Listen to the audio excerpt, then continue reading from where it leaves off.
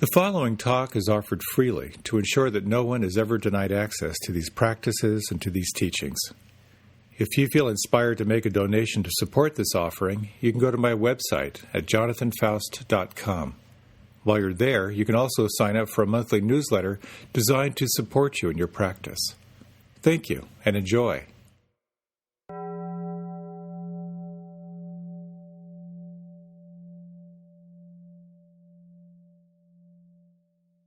Abraham Lincoln's Secretary of War, Edwin Stanton, was angered by an Army officer who accused him of favoritism. Stanton complained to Lincoln, who suggested that Stanton write the officer a sharp letter. Stanton did, and he showed the strongly worded missive to the president. "What are you going to do with it?" Lincoln inquired. Surprised, Stanton replied, "Send it." Lincoln shook his head. "You don't want to send that letter," he said. "Put it in the stove. That's what I do when I have written a letter when I'm angry. It's a good letter, and you had a good time writing it and feel better. Now burn it and write another." A wonderful quote from Aristotle I just ran across. Anybody can be angry. That is easy. But to be angry with the right person and to the right degree and at the right time for the right purpose and in the right way, that is not within everyone's power, and it is not easy. What I'd like to talk about tonight is how to be mindfully angry. It's not about not being angry. It's about being aware of being angry. So there are a couple questions I'd like to explore with you tonight. The first is, what are the consequences of not attending to anger when it occurs? And what is it that gets in the way of being with your anger? What are the skillful means to transform your relationship to anger? And finally, how do you live in this world right now without your head exploding? I don't have an answer to the last one, but I got a couple thoughts. A number of years ago, a friend of mine was in an argument with his wife. They had had a very testy, combative relationship from the very beginning. It was very passionate, which is what kicked things off and made it really spicy. But things would quickly turn into high drama. Lots of anger and resentment and heated arguments. They worked on the relationship. They really tried to, keep communicating, but they were both getting more and more exasperated. For some reason, they just could never come to resolution. It kept escalating into these fights. And it's important to say they're both bright, smart, and successful people. They're both caring and devoted parents. But the relationship kept degrading. She would keep insisting on new rules. She kept saying she wanted to get divorced. And threatening to leave. He was doing everything in his power to try to keep the relationship going. And she was never satisfied in their relationship. And as her frustration and anger started to build and escalate over the years, he became more fearful of kind of the effect on their kids and the effect on him. Even to the point where their fighting in public would become so evident, friends would take him aside to kind of share their concern. So one evening, they were in another argument, and then something snapped, and she started hitting him. And he refused to hit back, which angered her even more. And blind rage, she just kind of went into blind rage. And one of the kids was so scared, she called 911. The police came, she was arrested, everything escalated to the level of, being in front of a judge. And ultimately that led to mandatory anger management for her and supervision by a caseworker. It was a turning point for her. She had no options but to comply with the court order. That's an extreme case. But when was the last time you got angry? I won't ask for a hand raise, but today? This last week, perhaps? It happens. Sometimes it's dramatic, sometimes it's not so dramatic, but aversion is one of the states we all experience to different degrees. And your relationship to aversion plays a lot into this practice of mindfulness or non-judging awareness. When you get angry, a number of things happen in the body. Your heart rate will rise, arterial tension and testosterone production increases, cortisol, the stress hormone, decreases, the left hemisphere of the brain becomes more stimulated, there's an increase in heart rate, arterial tension, and it escalates, it spirals. Also, your attention narrows and becomes locked on the target of your anger. And soon you can pay attention to nothing else. And so in quick succession, there are additional brain neurotransmitters and hormones, among them adrenaline and noradrenaline, that are released that create a lasting state of arousal. So when you get angry, all these different hormones and neuropeptides are released in the brain, and you are amped up. You are ready for action.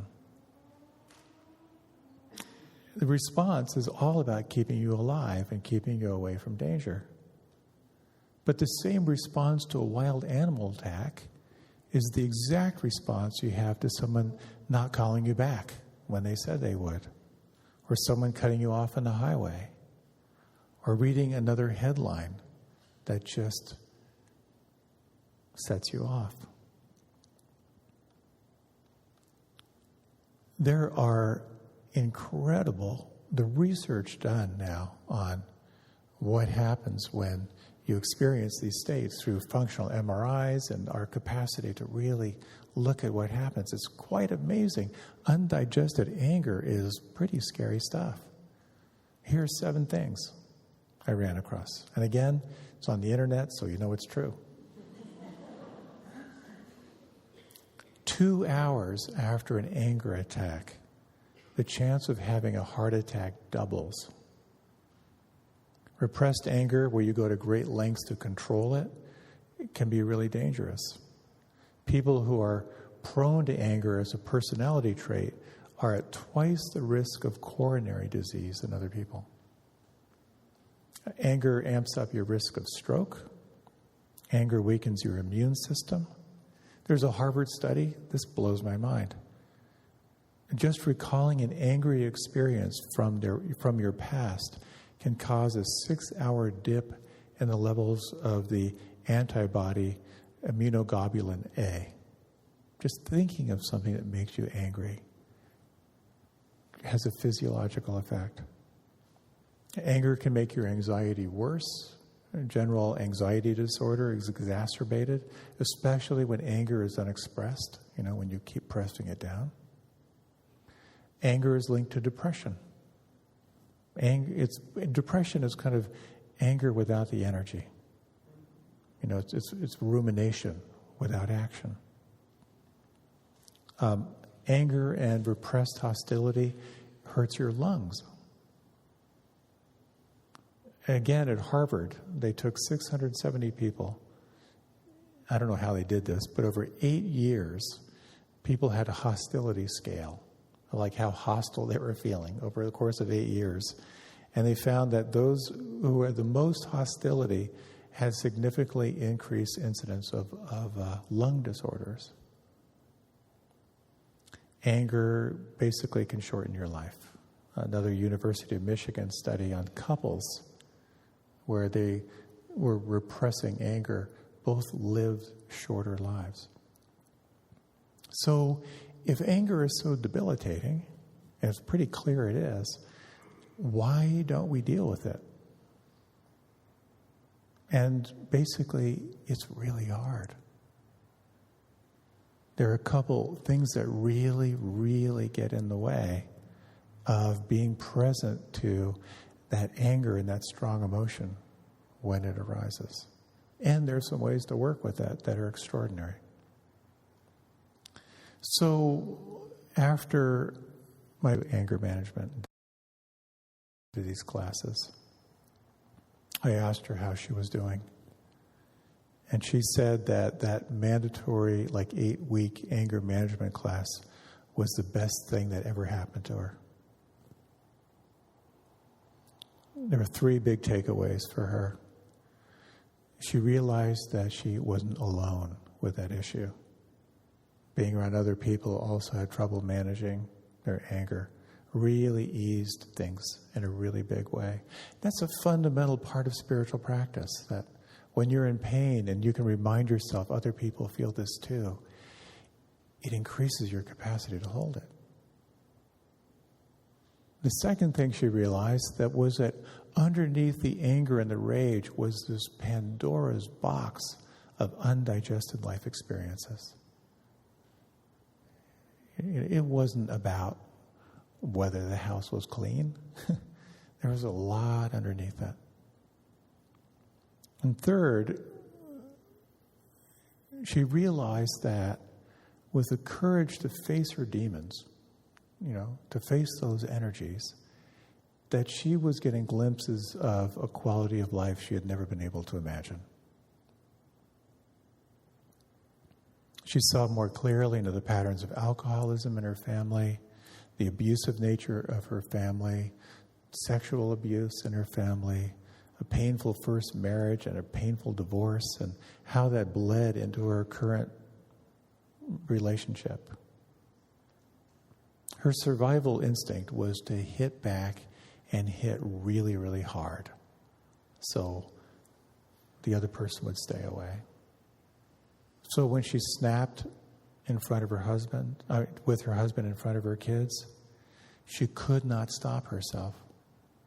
She was just overcome with all of that undigested life experience. Blind rage. Have you ever had an experience where you were frightened by your own anger? Again, I'm not going to make you raise your hand. It's an interesting thing when you reflect about the times in your life when you have been the angriest. Quite often there's a feeling of being out of control, or feeling like you could really harm someone or harm yourself. And these are really the main obstacles that get in the way of dealing with that wave, the wave of anger when it arises. Number one, it is that fear of losing control. Blind rage it's a real thing. The second is the fear of harming yourself or harming other people. The damage you might do if you really let that energy rip. There's a story of 2 young kids, I think 12 and 10, and they were always fighting. And they sent a 12-year-old to a counselor, and they talked about what are the triggers and so forth.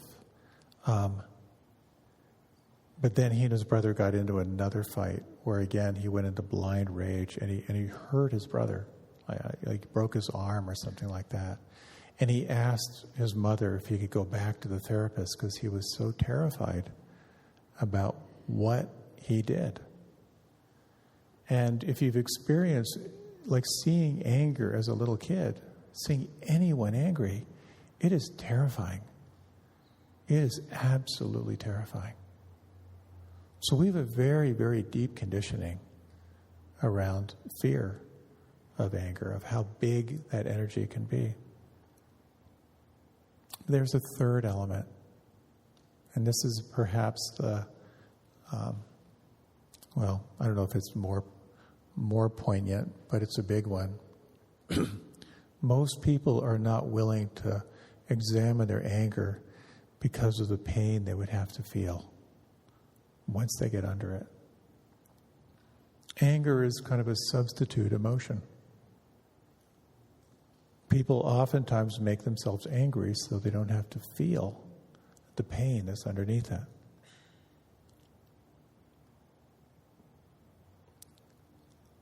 So anger is really big energy. And this energy has an intelligence to it. It's pointing towards something. Either it's pointing toward, here comes a bear, run, or it's pointing towards something for you to learn in that particular moment. So then what's required to transform energy the energy of anger when it arises? And you can sum it up with one word: courage. It takes a tremendous amount of courage. But it's also important to really to point out something here. From Buddhist psychology, it's called the 7 factors of awakening. That when you encounter whatever it may be, physical pain, strong emotion, strong mental states, there are 7 factors that are critical to riding that intense wave. The first one is mindfulness, or non-judging awareness. It's the capacity to maintain awareness of reality. So you've got to be on for reality. The second is a quality of investigation. You have to be willing to lean in and investigate what's there. The third is energy. It takes energy to swim upstream against these strong currents when they're there. The third is a quality of joy, and that's the joy that comes out of the present moment of discovery. The capacity to really be present to what's happening as it's happening. You also need some relaxation, the capacity to kind of soften into the experience. And you need concentration. In the midst of those waves, the capacity to stay present. And finally, you need equanimity or steadiness, a certain steadiness to kind of keep the keel in the water when you're experiencing strong emotion. That's a lot. Those are a lot of faculties. And if you're missing one of those, you may not have the capacity to stay present. Which is why quite often in the practice of meditation, when we talk about the acronym of RAIN, recognize what's happening, ask if you can allow or accept it, investigate what's there, and then nourish what you find with kindness and compassion. You can recognize anger when it's there, but it's very, very important. There are times when you cannot be with it. It's too much. Either you're flooded, you don't have the energy, you're overwhelmed, all of that. So it's really important to really, when you experience strong anger, to really ask yourself, can I be with this? And if you can't, it's really strategic to let it know you see it, let it know another time when the conditions are more favorable, your intention is to be with it. But it can be very helpful to turn your attention elsewhere, which is quite often when you're working with deep and chronic anger or rage, it can be helpful to have some facilitation, someone to help be the witness and sort of steady you as you explore what's there. But there are a few things that can be very helpful. And one of them is this acronym of RAIN. Recognize it when it's there. Ask, can I be with it? Investigate it. Really explore where you feel it on the inside and bring a sense of kindness to what you find. And I'll talk about that a little bit later. But there are 3 things you might explore. Quite often when I have a talk on that topic, life usually sets me up for some really just mind-crushing experience. And I'm really, really happy to say last week's talk on forgiveness, I was feeling really good. I didn't really have anything to work on. And this one on anger was waiting for it. But I had a really good week. But I did have an experience. And it's pretty minor. But I'd like to just sort of like share a little bit about this and then guide a little reflection where you might explore some of these questions for yourself. As I mentioned many times, I paddle on the river pretty much every morning. And I'm always there at the gate, waiting for them to open because I want to get down and catch that early light, before things get too bright. And there was a great guy, Gary. He always showed up early and opened the gates. And then he retired, and his replacement is chronically late. So I'm there at the gate, and I'm waiting. And sometimes he's 5 minutes late. Sometimes he's 20 minutes late. And so my standard approach, because I am chronically non-confrontational, I go the passive-aggressive route, which is I'm not going to show up at 6:35. I'm going to show up at 6:30 so he knows he's late and someone's waiting for him. So I did that for a while. He always avoids eye contact. And he's not a morning person, I can tell. Either that or he's really hungover every morning.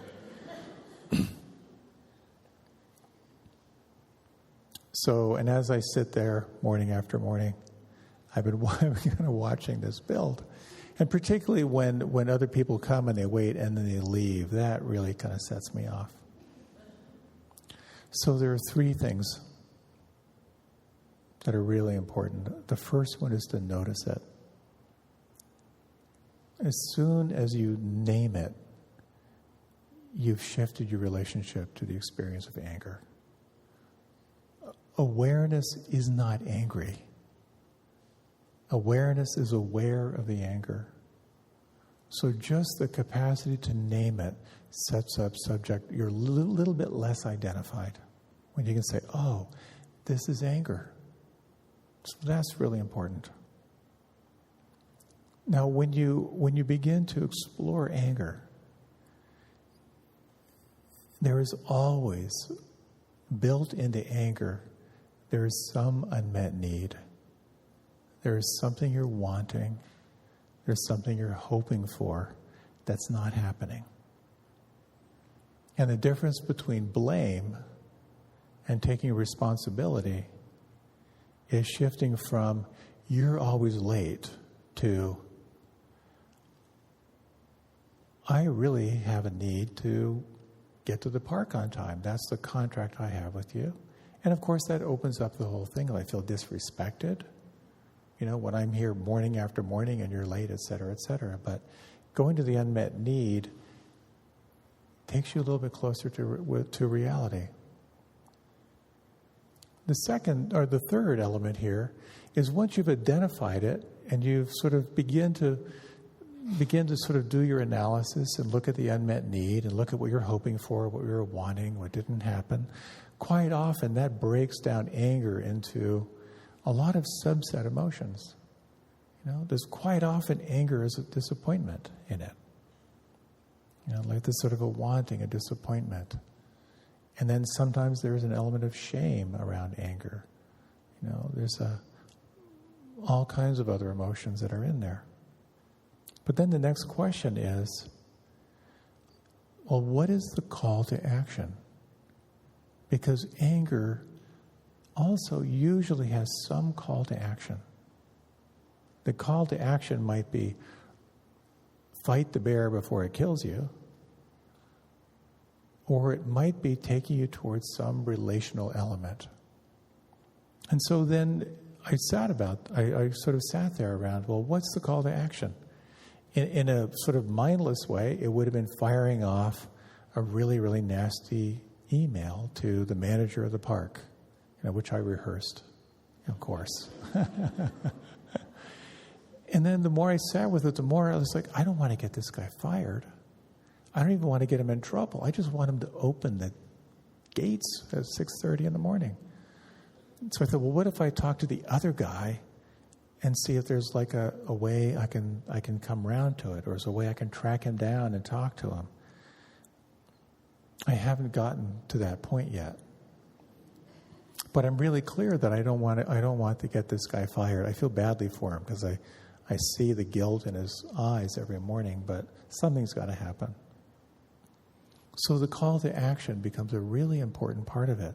Like, what is a skillful way of responding that moves from anger, rage, blame to inviting someone to step forward or inviting more into a relational piece?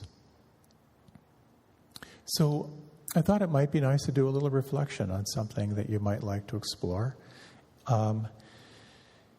And as you're kind of exploring this in this little meditation, just an invitation to maybe not choose that lifelong issue you've been chewing on since you were a kid, but maybe just a minor irritation that occurred in the last week or so. So if you like, you can close your eyes.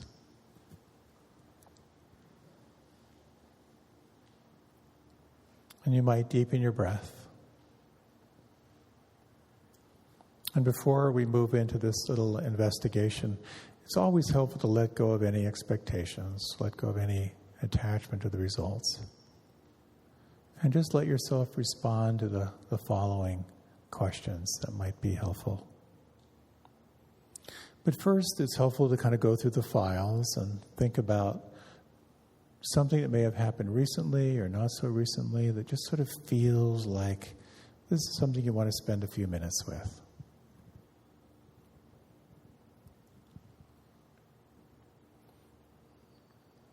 And if you need a little more time, just raise your left hand. A little more time to find an issue.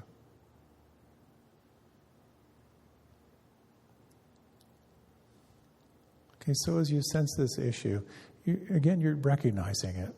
Okay, this is it. Then you can inquire, well, does it feel okay? Does it feel safe to investigate this? Can I allow it? And kind of get a sense if that feels so. And it might be helpful if you're a visual person to sort of visualize maybe an incident that kind of represents this.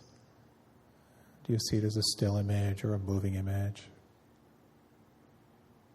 Can you turn up the colors a little bit, make it a little brighter?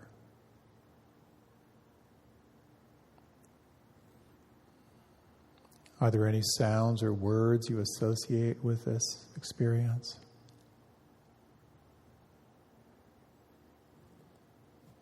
And as you think about this, what does it feel like on the inside?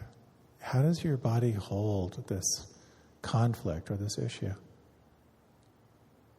Can you locate it on the inside?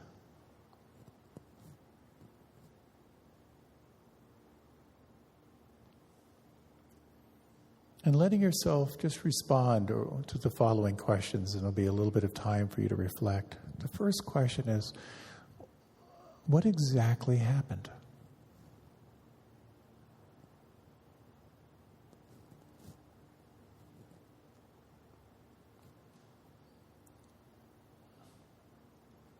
And to refine that question, if this involves another person and it's a personal issue, what would you both agree happened?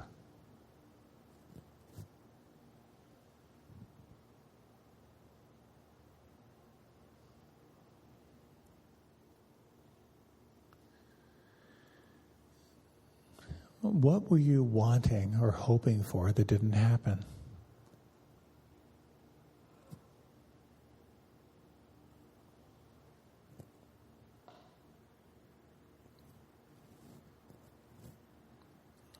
And as you explore this issue, are there other emotions you can identify? Maybe a sense of disappointment,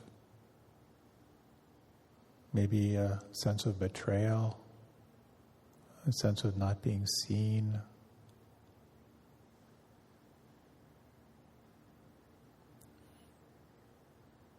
And is it possible to bring in some quality of loving presence, some empathy or compassion here?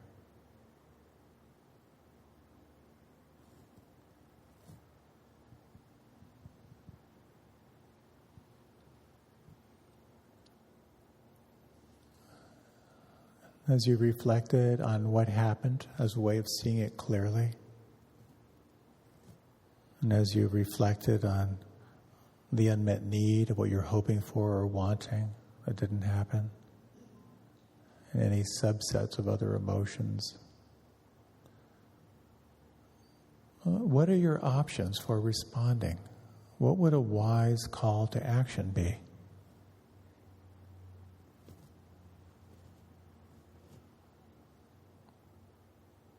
And what is the high road?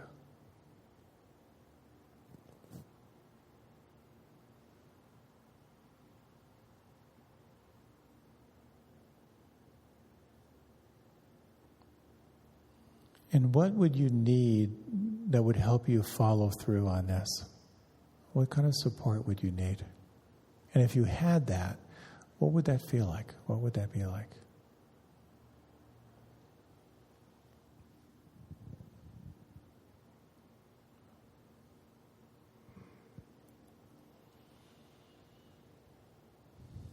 And we'll take just a few more breaths.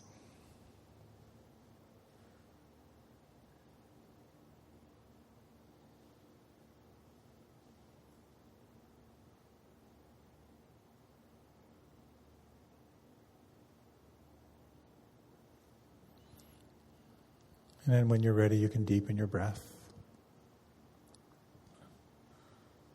And then if you like, you can open your eyes and feel free to remain with them closed.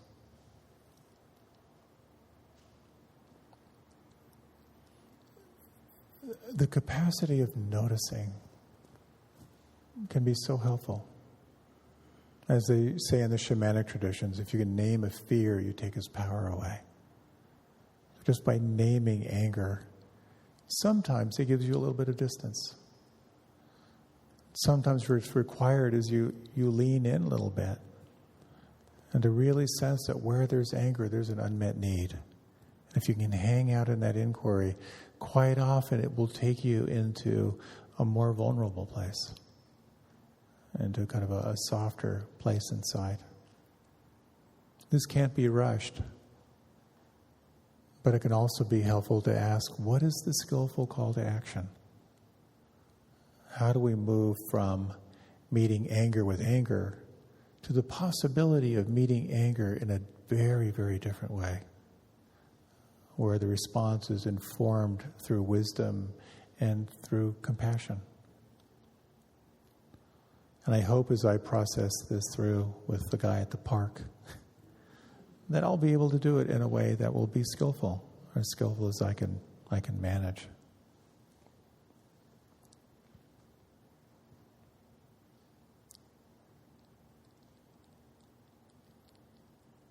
So there are all kinds of really cool little means for working with anger.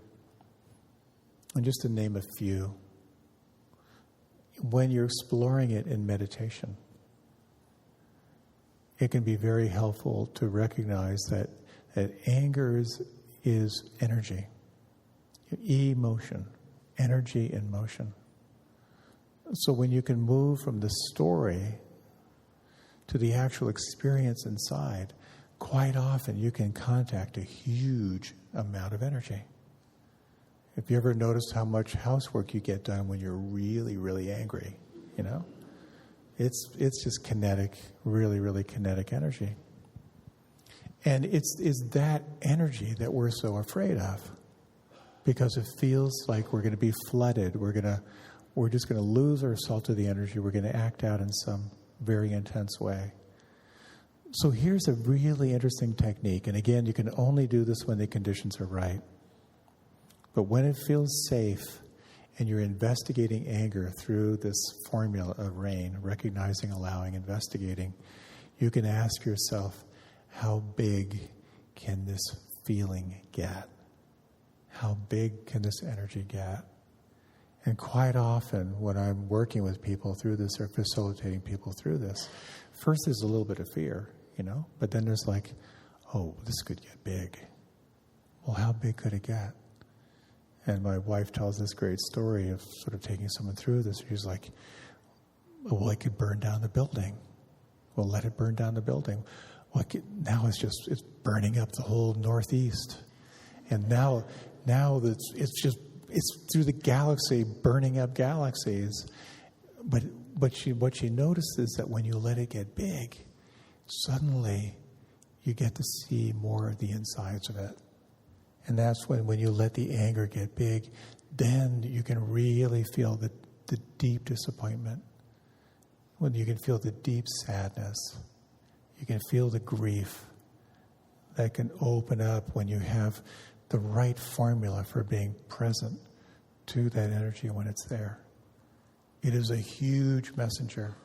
And when you have the capacity to be mindful, non-judging awareness, it can provide a huge amount of information to you. But again, only when it feels safe. There are some people who they have these great techniques when you're working with anger is to find ways of looking for the humor in it. Like if you're replaying again, like when you get angry, you get very, very concentrated. You ever notice how when you're really angry, you're replaying the same scene over and over and over again? Well, in neurolinguistic programming, what they have you do is speed it up and then add a soundtrack to it. Add the Three Stooges soundtrack to it. Wah, wah, wah, wah, wah, wah, wah, wah. And suddenly you kind of break the spell of anger. So I want to throw that out as an option. That could be fun. But we are so conditioned around anger. An author wrote how he studied the Amish in preparation for an article he was writing. And when he was observing kids in the schoolyard, he noted that the children never screamed or yelled. And this amazed him.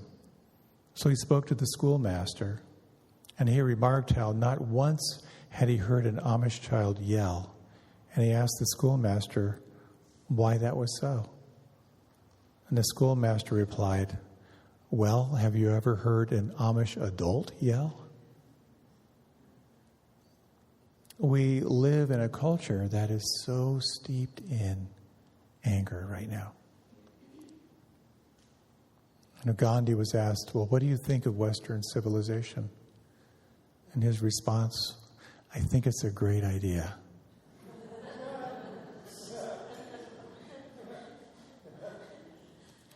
There are these classic stories of Gandhi thrown off the train and sitting on the train tracks, fuming, absolutely enraged, and converted that anger into satyagraha, to nonviolence that transformed a culture. And Martin Luther King, when his house was bombed, somehow was able to convert that fear and anger and rage into a message that was transforming. And in these times of so much tumult, where it really does feel, for me, at times my head is going to explode. I just can't believe what is going on. Where I take real solace is that now more women are running for office than ever before. More scientists are running for office than ever before. Anger can lead to action. And there are real-time examples out there of people who are taking that anger and converting it into a wise call to action. That is very inspiring to me. And the same question becomes in relationship to our culture. If you find yourself caught in anger or depression in response to it, those questions still apply. What exactly is happening? If you're feeling angry or depressed, can you name it? Can you make room for it? What is the unmet need? What is it you're wanting? What is it you're hoping for in your life? And to really soften into that, listen to that, and then to ask, what is the call to action? What is your wise call to action in a time or we are so oppressed right now.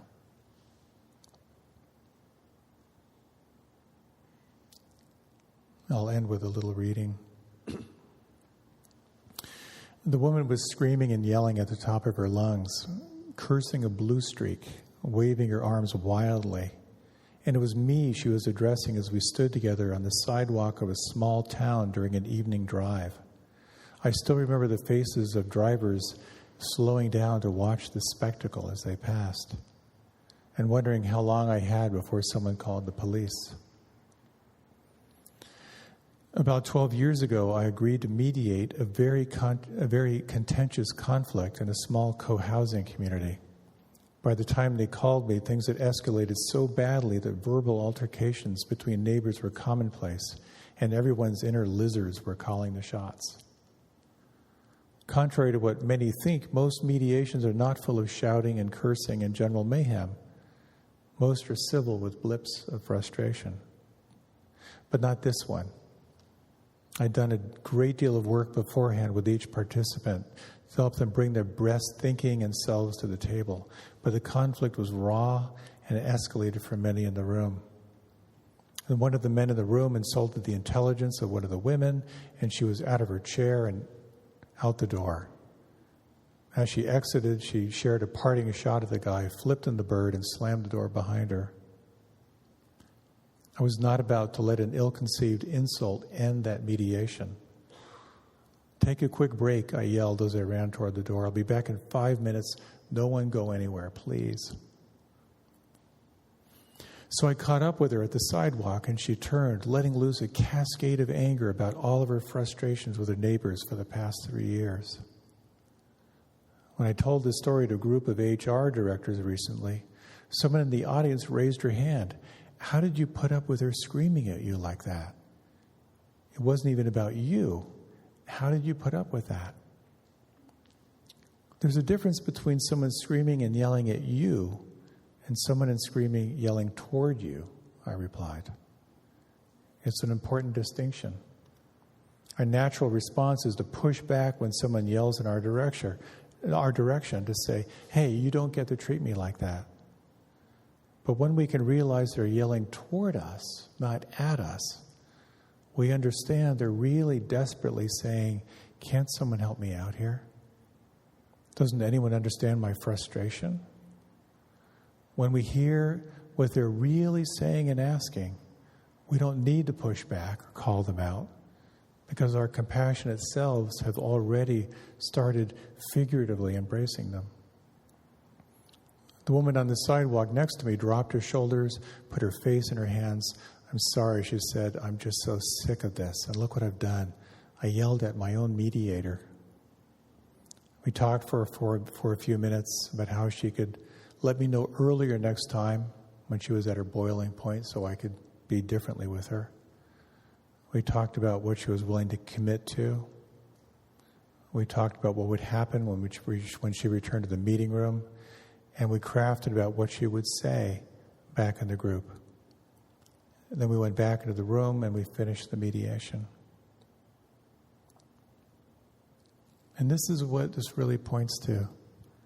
Is it possible when anger comes at you that you can see it toward you and turn toward it?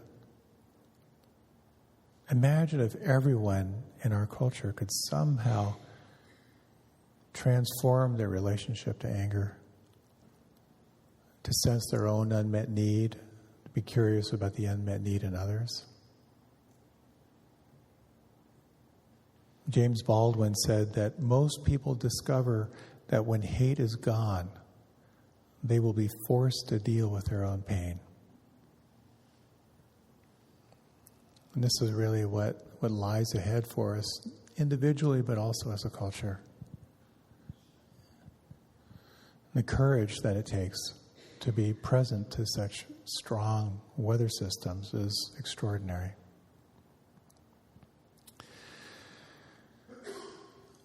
Let's take a few moments in closing.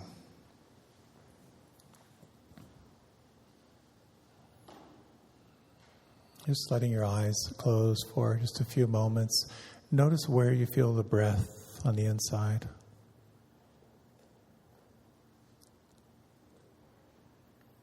And in the midst of all the shifting weather systems of this human experience, you might take a moment to just to sense for a moment what is considered the flower of spiritual practice. In Pali, it's referred to as upekkha. It's also described as equanimity, which is a quality of steadiness that can stay present through all the waves that arise. In these final moments, you might sense what it is that fuels that quality of steadiness in your life. What is it that feeds you, that allows you to be open-eyed and open-hearted in your life?